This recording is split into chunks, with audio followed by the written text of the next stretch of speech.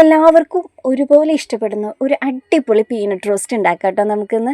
അപ്പോൾ ഒട്ടും സമയം കളയാതെ നമുക്ക് പീനട്ട് റോസ്റ്റ് ഉണ്ടാക്കാം. വറുത്തെടുത്ത പീനട്ട് ഒന്ന് കഴുകിയെടുത്ത് വെച്ചിട്ടുണ്ട്. ഇനി ഇതിലോട്ട് ചെറുതായി എരിഞ്ഞ സവാള, തക്കാളി, പച്ചമുളക്, കറിവേപ്പില, മല്ലിയില, ക്യാരറ്റ്, ഇത്രയും വെജിറ്റബിളാണ് നമ്മൾ എടുത്തിരിക്കുന്നത്. ഇത് നമുക്ക് പീനട്ടിലോട്ട് ചേർത്ത് കൊടുക്കാം.